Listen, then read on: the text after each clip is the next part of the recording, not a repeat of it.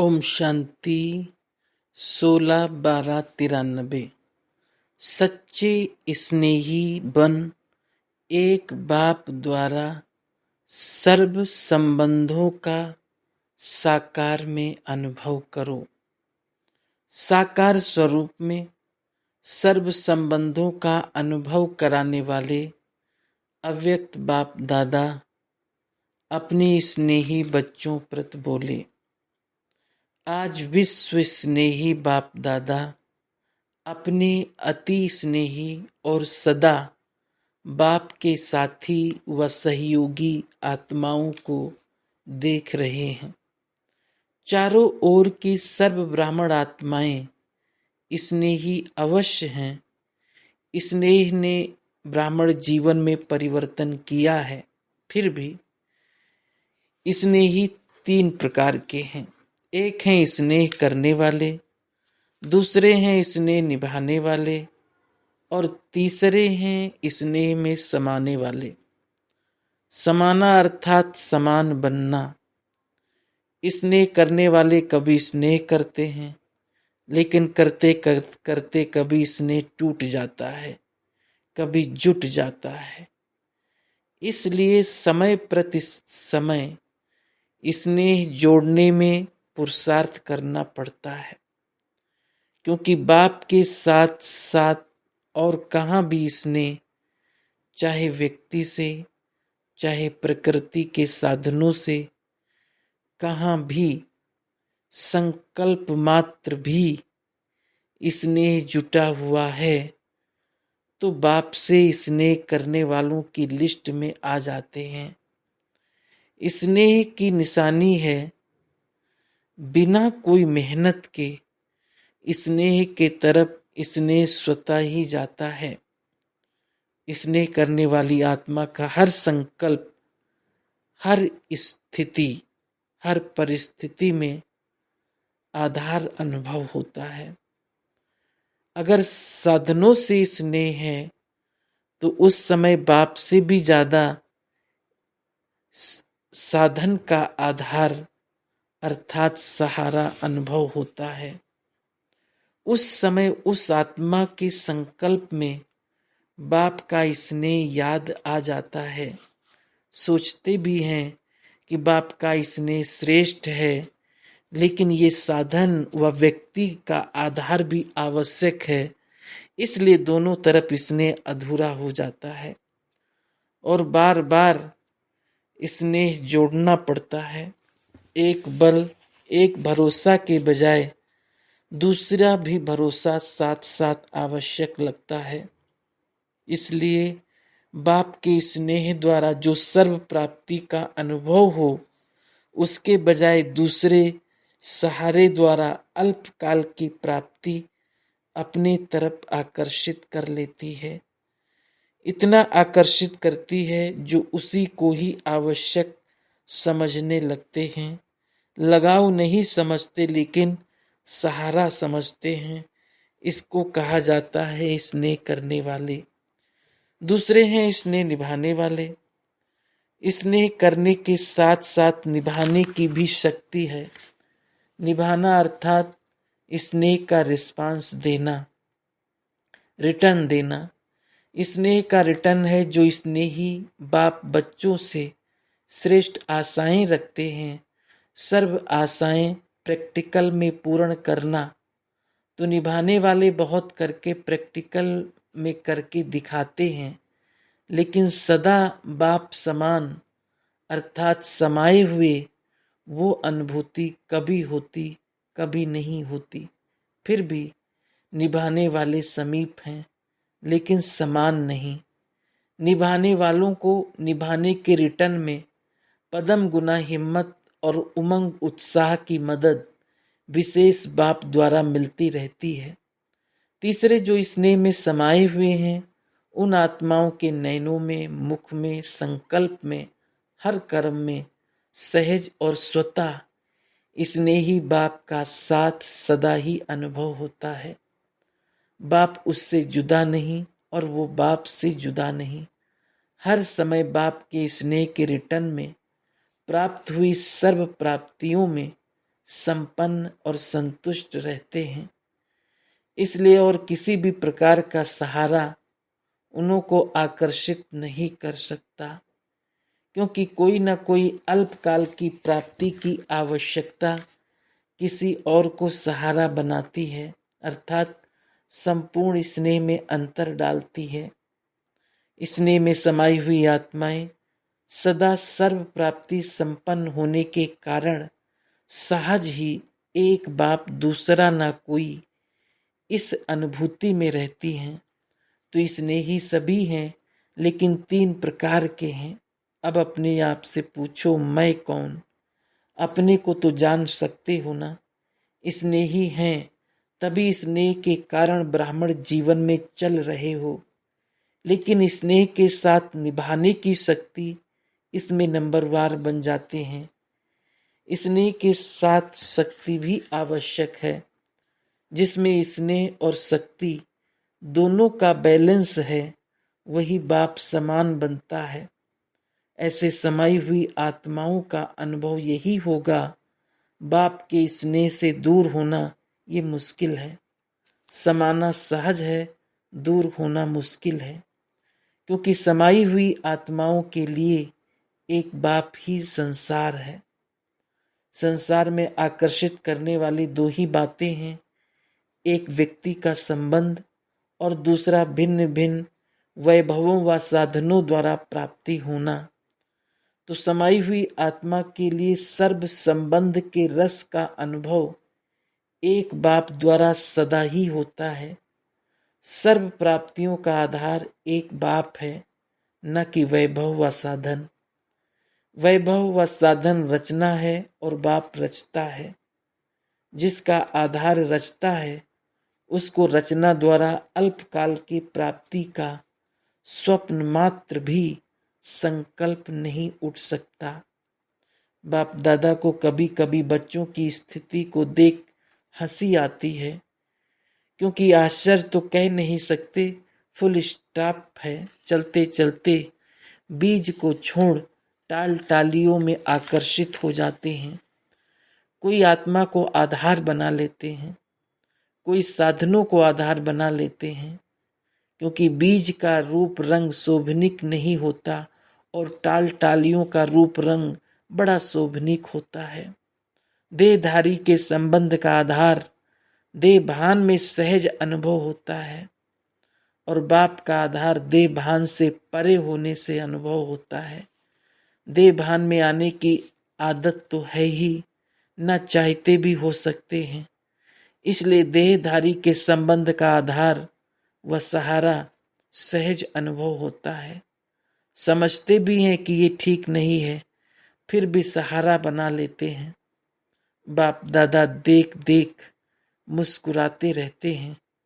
उस समय की स्थिति हंसाने वाली होती है। जैसे आप लोग क्लासेज में व भाषणों में एक तोते की कहानी सुनाते हो, उसको मना किया कि नलके पर नहीं बैठो, लेकिन वो नलके पर बैठ करके बोल रहा था। ऐसे बच्चे भी उस समय मन में अपने आप से एक तरफ यही सोचते रहते कि एक बाप दूसरा ना कोई, बार बार अपने आप से रिपीट भी करते रहते, लेकिन साथ साथ फिर ये भी सोचते कि स्थूल में सहारा तो चाहिए। तो उस समय हंसी आएगी ना, और उस समय फिर माया चांस लेती है, बुद्धि को ऐसा परिवर्तन करेगी जो झूठा सहारा ही सच्चा सहारा अनुभव होगा। जैसे आजकल झूठा सच्चे से भी अच्छा लगता है, उस समय रॉन्ग राइट अनुभव होता है, और वो रॉन्ग बात झूठा सहारा उसको पक्का करने के लिए व झूठ को सच्चा साबित करने के लिए, जैसे कोई भी कमजोर स्थान होता है तो उसको मजबूत करने के लिए पिलर्स लगाए जाते हैं। तो माया भी कमजोर संकल्प को मजबूत बनाने के लिए बहुत रॉयल पिलर्स लगाती है। क्या पिलर लगाती है? माया यही संकल्प देती है कि ऐसा तो होता ही है। कई बड़े बड़े भी ऐसा करते हैं, ऐसे ही चलते हैं, या कहते अभी तो पुरुषार्थी ही है, संपूर्ण तो हुए नहीं है, तो जरूर अभी कोई ना कोई कमी रहेगी ही। आगे चल संपूर्ण बन जाएंगे। ऐसे ऐसे व्यर्थ संकल्प रूपी पिलर्स कमजोरी को मजबूत कर देते हैं। तो ऐसे पिलर का आधार नहीं लेना। समय आने पर वो आर्टिफिशियल पिलर धोखा दे देते हैं। सर्व संबंधों का सहारा एक बाप सदा रहे, ये अनुभव कम करते हो। इस सर्व संबंधों के अनुभव को बढ़ाओ। सर्व संबंधों की अनुभूति कम होने के कारण कहीं न कहीं अल्पकाल का संबंध जुट जाता है। स्थूल जीवन में भी स्थूल रूप का सहारा, हर परिस्थिति में स्थूल रूप का सहयोग देने वाला सहारा बाप है। ये अनुभव और बढ़ाओ। ऐसे नहीं कि बाप तो है ही सूक्ष्म में सहयोग देने वाला, निराकार है, आकार है, साकार तो है नहीं, लेकिन हर संबंध को साकार रूप में अनुभव कर सकते हो। साकार स्वरूप में साथ का अनुभव कर सकते हो। इस अनुभूति की को गहराई से समझो और स्वयं को इसमें मजबूत करो, तो व्यक्ति, वैभव व साधन अपनी तरफ आकर्षित नहीं करेंगे। साधनों को निमित्त मात्र कार में लाना व साक्षी हो सेवा प्रतिकार में लगाना, ऐसी अनुभूति को बढ़ाओ। सहारा नहीं बनाओ, निमित्त मात्र हो। इसको कहा जाता है स्नेह में समाई हुई समान आत्मा। तो अपने से सोचना, मैं कौन, समझा? अच्छा, सदा स्नेह में समाये हुए समान आत्माओं को, सदा एक बाप से सर्व संबंध अनुभव करने वाली आत्माओं को, सदा एक बाप को आधार मूर्त सच्चा सहारा अनुभव करने वाली आत्माओं को, सदा सर्व प्राप्ति रचता बाप द्वारा अनुभव करने वाली आत्माओं को, सदा सहज स्वतः एक बल एक भरोसा अनुभव करने वाली सच्ची स्नेही आत्माओं को बाप दादा का याद, प्यार और नमस्ते। दादियों से मुलाकात सदा समाये हुए हैं या याद की मेहनत करनी पड़ती है। सिवाय एक बाप के और कोई दिखाई नहीं देता। जब कहानियां सुनते हो तो हंसी आती है ना। कहानी जब तक चलती है तब तक समझ में नहीं आती, और जब कहानी समाप्त होती है तो सोचते ये क्या हुआ, मैं थी या और कोई था। ऐसे भी सोचते हैं क्योंकि उस समय परवश होते हैं ना। तो परवश को अपना होश नहीं होता। जब अपना होश आता है तो फिर आगे बढ़ने का जोश भी आता है। अच्छा, संगठन बढ़ता जा रहा है और बढ़ता ही रहेगा, और आप निमित्त आत्माएं ये सब खेल देख हर्षित होते रहते हो। सभी चल रहे हैं, कोई चल रहा है, कोई उड़ रहा है। आप लोग क्या करते हो? उड़ते उड़ते साथ में औरों को भी उड़ा रहे हो, क्योंकि रहम दिल बाप के रहम दिल आत्माएं बन गए तो रहम आता है ना। घृणा नहीं आती, लेकिन रहम आता है, और ये रहम ही दिल के प्यार का काम करता है। अच्छा, जो भी चल रहा है अच्छे ते अच्छा चल रहा है, अथक बन सेवा कर रहे हैं। निमित्त आत्माओं के अथकपन को देख सब में उमंग आता है ना। अव्यक्त बाप दादा की पर्सनल मुलाकात, ग्रुप नंबर 1।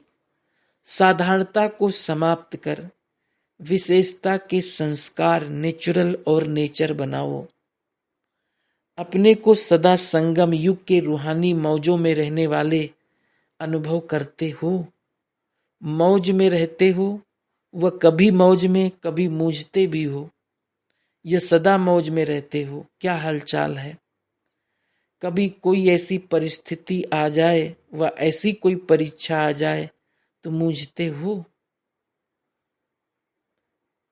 ब्रैकेट में थोड़े टाइम के लिए, और उस समय उस थोड़े टाइम में अगर आपको कोई काल आ जाए तो फिर क्या करेंगे? अकाले मृत्यु का तो समय है नहीं, अकाले मृत्यु का तो समय है ना। तो थोड़ा समय भी अगर मौज के बजाय मूझते हैं और उस समय अंतिम घड़ी हो जाए तो अंतमति सुगति क्या होगी। इसलिए सुनते रहते हो ना, सदा एवर रेडी। एवर रेडी का मतलब क्या है? क्या हर घड़ी ऐसे एवर रेडी हो? कोई भी समस्या संपूर्ण बनने में विघ्न रूप नहीं बने। अंत अच्छी तो भविष्य आदि भी अच्छा। जैसा मत में होगा वैसे गति होगी। तो एवर रेडी का पाठ इसलिए पढ़ाया जा रहा है। ऐसे नहीं सोचो कि थोड़ा समय है, लेकिन थोड़ा समय भी, एक सेकंड भी धोखा दे सकता है। वैसे सोचते हो ज्यादा टाइम नहीं चलता, ऐसा 2-4 मिनट चलता है, लेकिन एक सेकंड भी धोखा देने वाला हो सकता है। तो मिनट की बात ही नहीं सोचो, क्योंकि सबसे वैल्यूएबल आत्माएं हो, अमूल्य हो। अमूल्य आत्माओं का कोई दुनिया वालों से मूल्य नहीं कर सकते। दुनिया वाले तो आप सबको साधारण समझेंगे, लेकिन आप साधारण नहीं हो, विशेष आत्माएं हो। विशेष आत्माओं का अर्थ ही है जो भी कर्म करें, जो भी संकल्प करें, जो भी बोल बोलें, वो हर बोल, हर संकल्प विशेष हो, साधारण नहीं। समय भी साधारण रीति से नहीं जाए, हर सेकंड, हर संकल्प विशेष हो, इसको कहा जाता है विशेष आत्मा। तो विशेष करते करते साधारण तो नहीं हो जाते, ये चेक करो। कई ऐसे ऐसे सोचते हैं कि कोई गलती नहीं की, कोई पाप कर्म नहीं किया, कोई वाणी से ऐसा उल्टा सुल्टा शब्द नहीं बोला, लेकिन भविष्य और वर्तमान श्रेष्ठ बनाया। बुरा नहीं किया लेकिन अच्छा किया। सिर्फ ये नहीं चेक करो कि बुरा नहीं किया, लेकिन बुरे की जगह पर अच्छे ते अच्छा किया या साधारण हो गया। ऐसे साधारणता नहीं हो, श्रेष्ठता हो। नुकसान नहीं हुआ लेकिन जमा हुआ, क्योंकि जमा का समय तो अभी है ना। अभी का जमा हुआ, भविष्य अनेक जन्म खाते रहेंगे। तो जितना जमा होगा उतना ही खाएंगे ना। अगर कम जमा किया तो कम खाना पड़ेगा और प्रारब्ध कम होगी। लेकिन लक्ष्य है श्रेष्ठ प्रारब्ध पाने का, या साधारण भी हो जाए तो कोई हर्जा नहीं। स्वर्ग में तो आ ही जाएंगे, दुख तो होगा नहीं। साधारण भी बने तो क्या हर्जा, हर्जा है या चलेगा। तो चेक करो, हर सेकंड, हर संकल्प विशेष हो। जैसे आधा कल्प की देह भान का अभ्यास नेचुरल, ना चाहते भी चलता रहता है ना। देह अभिमान में आना नेचुरल हो गया है। ऐसे देही अभिमानी अवस्था नेचुरल और नेचर हो जाए, तो जो नेचर होती है वो स्वतः ही अपना काम करती है। सोचना नहीं पड़ता, बनाना नहीं पड़ता, करना नहीं पड़ता, लेकिन स्वतः ही हो जाता है। तो ऐसे विशेषता के संस्कार नेचर बन जाएं और हर एक के दिल से निकले। ऐसे नहीं कि मेरी नेचर ये है, मेरी नेचर ये है, नहीं। हर एक के मुख से, मन से यही निकले कि मेरी नेचर है ही विशेष आत्मा की विशेषता की। तो ऐसे हैं या मेहनत करनी पड़ती है। जो नेचर होती है उसमें मेहनत नहीं होती। किसी की नेचर रमणीक है तो स्वतः ही रमणीक चलती रहती है ना। उसको पता भी नहीं पड़ेगा कि मैंने क्या किया। कोई कहेगा तो भी कहेंगे मैं क्या करूं, मेरी नेचर है। तो विशेषता की भी ऐसी नेचर हो जाए। कोई पूछे आपकी नेचर क्या है, तो सबके दिल से निकले कि हमारी नेचर है ही विशेषता की। साधारण कर्म की समाप्ति हो गई, क्योंकि मरजीवा हो गए ना। तो साधारणता से मर गए, विशेषता में ही जी रहे हैं। माना नया जन्म हो गया, तो साधारणता पास्ट जन्म की नेचर है, अभी की नहीं। क्योंकि नया जन्म ले लिया तो नए जन्म की नेचर विशेषता है। ऐसे अनुभव हो तो अभी क्या करेंगे? साधारणता की समाप्ति। संकल्प में भी साधारणता नहीं। माताएं मौज में रहती हो। कितना भी कोई मुझाने की कोशिश करे, लेकिन आप मौज में रहो। मुझाने वाला मूझ जाए, लेकिन आप नहीं मूझो, क्योंकि अज्ञानियों का काम है मुझाना और ज्ञानियों का काम है मौज में रहना। तो वो अपना काम करे और आप अपना काम करो। सदा मौज का अनुभव करो, तब तो फलक से कह सकेंगे। होंगे तभी तो कह सकेंगे ना, जो होगा नहीं तो कह भी नहीं सकता। चैलेंज कर सकते हो, हम मूझने वाले नहीं हैं, क्योंकि विशेष आत्माएं हैं। क्या याद रखेंगे, मौज में रहने वाली विशेष आत्मा हैं। ऐसी हिम्मत वाले हो ना। हिम्मत वालों को मदद स्वतः ही मिलती है। जहां भी रहो, लेकिन ये आवाज बुलंद हो कि ब्राह्मण आत्माएं विशेष हैं। गुप्त से प्रत्यक्ष तो होना ही है ना। सबकी नजर ब्राह्मण आत्माओं की तरफ जानी ही है, जा रही है कि अभी शुरू नहीं हुआ है।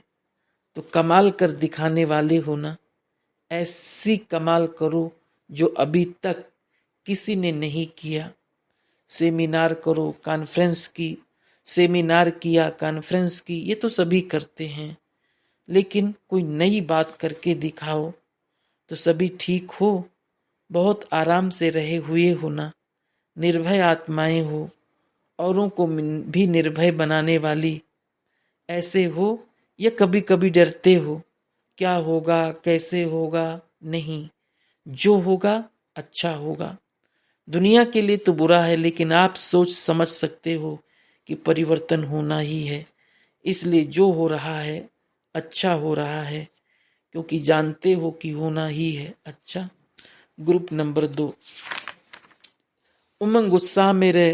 अपने चेहरे और चलन द्वारा उमंग उत्साह बढ़ाओ। सभी अपने को सदा उमंग उत्साह में उड़ने वाली आत्माएं अनुभव करते हो। सदा उमंग उत्साह रहता है।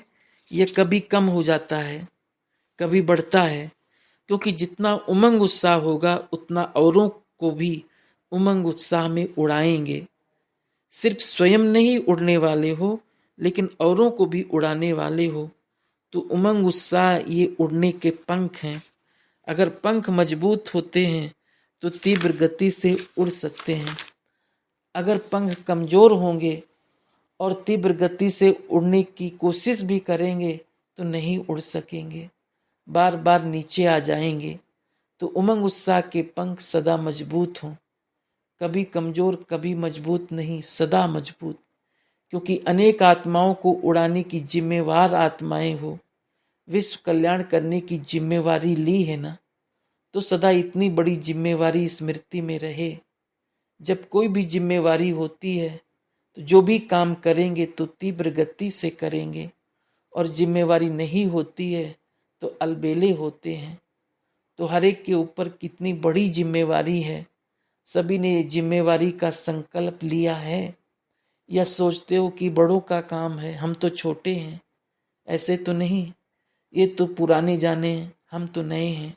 ऐसे तो नहीं, चाहे बड़े हों चाहे छोटे हों, चाहे पुराने हों चाहे नए हों। लेकिन ब्राह्मण बनना अर्थात जिम्मेवारी लेना। चाहे नए हैं चाहे पुराने हैं, लेकिन हैं तो बीके या और कुछ हैं। तो बीके अर्थात ब्राह्मण बनना, और ब्राह्मणों की जिम्मेवारी है ही। तो ये जिम्मेवारी की स्मृति कभी भी आपको अलबेला नहीं बनाएगी। लौकिक कार्य में भी जब कोई जिम्मेवारी बढ़ती है तो आलस्य और अलबेलापन आ जाता है, आता है या चला आता है। अगर कोई कहेगा भी ना कि चलो थोड़ा आराम कर लो, बैठ जाओ, क्या करना है, तो बैठ सकेंगे। तो जिम्मेवारी आलस और अलबेलापन खत्म कर देती है। तो चेक करो, कभी भी आलस या अलबेलापन तो नहीं आ जाता।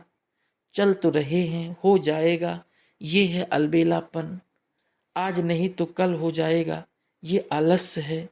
कल नहीं, आज भी नहीं, अब, क्योंकि कोई भरोसा नहीं। अगर अधूरा पुरुषार्थ भी रह गया तो कहाँ पहुंचेंगे, सूर्यवंश में या चंद्रवंश में। आधा पुरुषार्थ रहा तो प्रारब्ध आधा मिलेगी ना। तो चंद्रवंश में जाना है, नहीं जाना है। कोई एक भी नहीं जाएगा। माताएं भी सभी सूर्यवंशी बनेगी। अच्छा, क्योंकि जब पाना है पूरा ही पाए ना, आधा पाना तो समझदारी नहीं है। समझदार सदा ही स्वयं को पूरा अधिकारी बनाएगा, क्योंकि बच्चा अर्थात अधिकारी।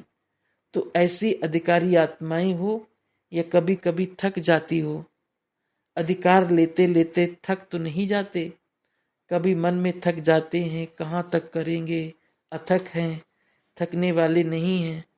थकना काम चंद्रवंशियों का है और अथक रहना ये सूर्यवंशी की निशानी है। क्या भी हो जाए लेकिन सदा अथक। जिसको उमंग उत्साह होता है वो कभी थकता नहीं। उमंग कम होगा तो थकावट जरूर आएगी। उमंग उत्साह वाले सदैव अपने चेहरे से औरों को भी उमंग उत्साह दिलाते रहेंगे। एक है चेहरा, दूसरा है चलन। तो अपने चेहरे और चलन से सदा औरों को भी उमंग उत्साह में बढ़ाते रहो। ऐसी चलन हो जो कोई भी देखे तो सोचे कि ये उमंग उत्साह में सदा कैसे रहता है। जैसे कोई बहुत खुश रहता है तो उसको देख करके दूसरे भी खुश हो जाते हैं। कोई रोने वाले होते हैं तो रोने वाले को देखकर दूसरे क्या करेंगे? अगर रोएंगे नहीं तो मुस्कुराएंगे भी नहीं। तो आपकी चलन और चेहरा ऐसा है? फलक से जवाब दो, हम नहीं होंगे तो कौन होगा? कलप कलप के आप ही हैं और सदा ही रहेंगे। ये पक्का निश्चय है, हम ही थे, हम ही रहेंगे। पक्का है ना? जब सीजन ही उड़ने की है तो उड़ने के समय पर गिरना तो अच्छा नहीं होता। तो उड़ने वाले हैं और उड़ाने वाले भी। कभी भी कोई भी बात आए तो याद करो हम कौन हैं, हमारी क्या जिम्मेवारी है। अभी देखेंगे कि स्व स्थिति व सेवा में नंबर आगे कौन जाता है। स्व स्थिति में नंबर 1 लेना है तो सेवा में भी नंबर 1 लेना है। अच्छा, ग्रुप नंबर 3, सर्व की ब्लेसिंग लेने के लिए कर्म और योग का बैलेंस रखो। सदा अपने को कर्म योगी आत्माएं अनुभव करते हो। कर्म योगी अर्थात हर कर्म योग युक्त हो। कर्म अलग योग अलग नहीं, कर्म में योग, योग में कर्म, सदा दोनों साथ हो तब कहेंगे कर्म योगी। ऐसे नहीं जब योग में बैठे हो तो योगी हो और कर्म में जाए तो योग साधारण हो जाए और कर्म महान हो जाए। सदा दोनों का साथ रहे, बैलेंस रहे, तो ऐसे कर्म योगी हो।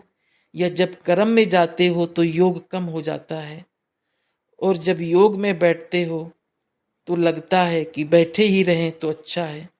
कर्म योगी आत्मा सदा ही कर्म और योग का साथ रखने वाली अर्थात बैलेंस रखने वाली।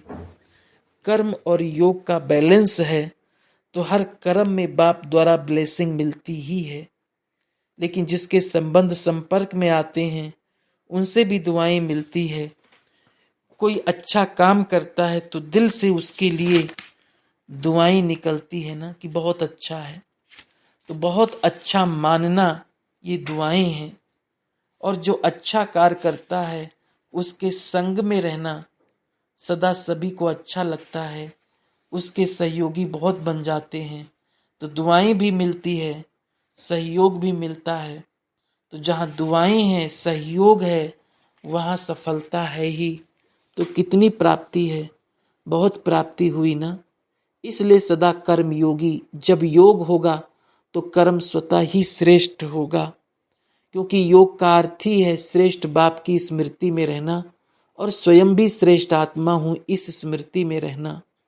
जब स्मृति श्रेष्ठ होगी तो स्थिति भी श्रेष्ठ होगी और स्थिति श्रेष्ठ होने के कारण ना चाहते भी वायुमंडल श्रेष्ठ बन जाता है। तो कर्मयोगी अर्थात श्रेष्ठ स्मृति, श्रेष्ठ स्थिति और श्रेष्ठ वायुमंडल।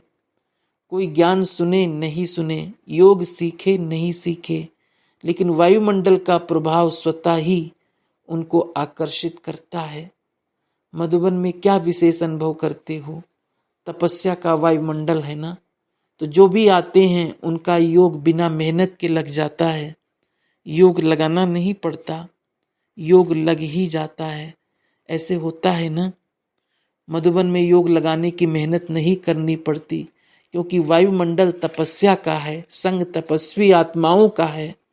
तो जहाँ भी आप कर्म योगी बन कर्म करते हो, वहाँ का वातावरण वायुमंडल ऐसे औरों को सहयोग देगा। अनुभवी हो ना, सहयोग मिलता है ना, तो कितना सहयोग भी औरों को मिलेगा। जहाँ रहते हो वहाँ सेवा होती है। सदा कर्म योगी आत्मा बाप को भी प्रिय है तो विश्व को भी प्रिय है। विश्व के भी प्रिय बने हो और बन रहे हो। देखो कल्प पहले भी विश्व के प्रिय बने हो, तब तो आपके जड़ चित्रों को सभी कितना प्यार करते हैं। तो वो आपके चित्र हैं ना। अपने से इतना प्यार नहीं होगा जितना चित्रों से होगा। तो चैतन्य में बने हो तभी जड़ चित्रों की निशानी देख रहे हो। चैतन्य रूप में अपनी जड़ चित्र यादगार देख रहे हो, तो देख करके खुशी होती है ना। हम ऐसे विश्व के प्रिय बने हैं, क्योंकि बाप के प्रिय बने हो ना, तो कितनी खुशी है। खुशी में नाचते रहते हो। सभी को खुशी में नाचना आता है? ऐसा कोई है जिसको खुशी में नाचना आता है? सभी को आता है। पाँव से नाचना तो किसी को आएगा, किसी को नहीं आएगा, लेकिन खुशी में नाचना तो सभी को आएगा। और इस नाचने में थकते भी नहीं, सदा नाचते रहते हो। ब्राह्मण जीवन में सिवाय खुशी के और है क्या? दुख धाम तो छोड़ दिया तो दुख क्यों आए? और जहाँ दुख नहीं होगा तो खुशी होगी। संगमवासी सदा खुश रहते हैं, कलयुगवासी दुखी रहते हैं। संगमवासी हो या कभी कभी दुखधामवासी भी बन जाते हो, या कभी कभी गलती से चले जाते हो। स्वप्न में भी दुख की लहर नहीं आ सकती। साकार की तो बात ही नहीं है। तो सभी याद रखना, हम कर्म योगी हैं। कर्म और योग सदा साथ रखने वाले हैं। सदा खुश रहने वाले कर्म योगी बाप की प्रिय आत्माएं हैं। यही खुशी सदा अविनाशी रहे। कभी कभी वाले नहीं, सदा वाले। कभी खुशी कभी दुख की लहर वाले, ये अच्छा नहीं लगता। तो सदा खुश हैं और सदा खुश रहेंगे। अच्छा, ग्रुप नंबर 4, सदा खुश नसीब भाग्यवान आत्मा की स्मृति में रहकर सबको भाग्यवान बनाओ। सदा अपने भाग्य को स्मृति में रखते हुए अपने को समर्थ आत्माएं अनुभव करते हो, क्योंकि जितनी स्मृति होगी उतनी समर्थी होगी। स्मृति कम तो समर्थी भी कम। तो स्मृति स्वरूप बने हो या स्मृति लानी पड़ती है? जैसे अपना साकार स्वरूप कभी नहीं भूलता है, सदा स्मृति रहती ही है कि मैं फलाना हूँ, मैं ऐसा हूँ। ऐसे ही अपने भाग्य के स्मृति स्वरूप बनो। याद करने से स्मृति आए और चलते चलते स्मृति विस्मृति में आ जाए तो उसको स्वरूप नहीं कहेंगे। स्वरूप कभी भूलता नहीं। एक हैं स्मृति करने वाले, दूसरे हैं स्मृति स्वरूप रहने वाले। तो आप सभी कौन हो? स्वरूप बन गए हो या विस्मृति स्मृति का खेल चलता है? हॉस्पिटल और आबू निवासी बाप दादा के सामने बैठे हैं। आप सभी तो बहुत बहुत भाग्यवान हो, क्योंकि मेजॉरिटी मधुबन वासी हो। या समझते हो कि मधुबन और हॉस्पिटल अलग है? मधुबन निवासी हो ना। किस वातावरण में रहते हो? मधुबन के वातावरण में रहते हो या अलग हॉस्पिटल के वातावरण में रहते हो? सबसे बड़ी पालना है ज्ञान की पालना, मुरली की पालना। तो हॉस्पिटल या अपने अपने घरों में सुनते हो, वह मधुबन में ही सुनते हो।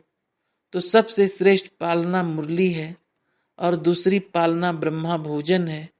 वो आत्मा की पालना, वो शरीर की पालना। तो दोनों मधुबन में होती है ना। अगर कोई घर में खाते भी हो तो क्या याद करके खाते हो? मधुबन में बैठे हैं ना। हॉस्पिटल वाले तो खाते ही हैं मधुबन में। तो कितने लकी हो, सदा ब्रह्मा भोजन मिलता रहे, ये कम भाग्य नहीं है। सदा आत्मा की पालना विशेष आत्माओं द्वारा होती रहे, ये भी कम पालना नहीं है। सदा वायुमंडल श्रेष्ठ मिलता रहे, संग श्रेष्ठ मिलता रहे, कितने भाग्य हैं। अमृत बेले से लेकर रात तक अपने भिन्न भिन्न भाग्य को स्मृति में लाओ। दिनचर्या के आदि में पहला भाग बाप से मिलन मनाना। दुनिया तड़पती रहती है और आप अमृत बेले से रात तक मिलन मनाते रहते हो। अगर रात को सोते भी हो तो कहाँ सोते हो? बिस्तर पर। देखो, आदि में भी भाग, मध्य में भी भाग और अंत में क्या होगा? भाग्य ही भाग्य है ना। तो सदा अपने भाग्य की लिस्ट रखो और यही गीत सदा गाते रहो। वाह मेरा भाग्य, वाह बाबा तो है ही, लेकिन उसके साथ साथ वाह मेरा श्रेष्ठ भाग्य। हद का भाग्य नहीं, बेहद का श्रेष्ठ भाग्य। तो जो स्वयं सदा अपने भाग्य की स्मृति में रहेंगे वो औरों को भी भाग्यवान बनाएंगे। जो जैसा होगा वैसा ही बनाएगा ना। तो हॉस्पिटल वाले सारा दिन क्या करते हो? पेशेंट को देखते रहते हो या अपने भाग्य को भी देखते रहते हो? क्या देखते हो? भाग्य को देखते हो ना।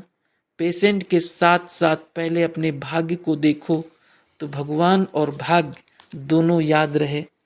देखो, टाइटल बहुत अच्छा मिला है, आबू निवासी। तो आबू निवासी सुनने से परम धाम निवासी तो सहज ही याद आ जाता है, क्योंकि आबू है ब्रह्मा बाबा का। तो ब्रह्मा बाबा याद आया तो शिव बाप सहज याद आ जाएगा, कंबाइंड है ना।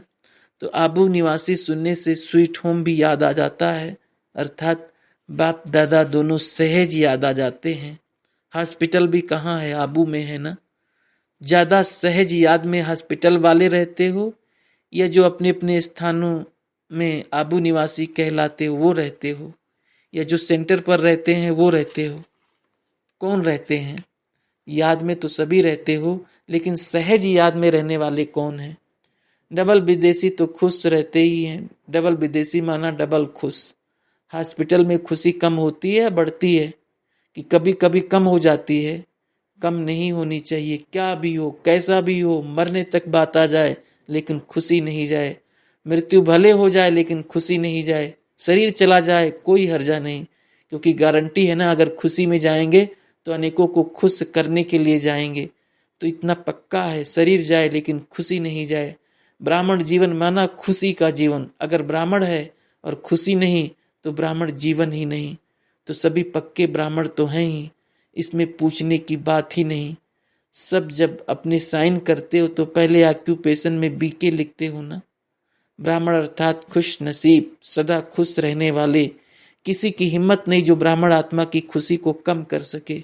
माया हो या माया का बाप हो, लेकिन खुशी नहीं गायब कर सके। माया का बाप कौन? रावण को माया का बाप कह दो तो खुशी कम हो नहीं सकती।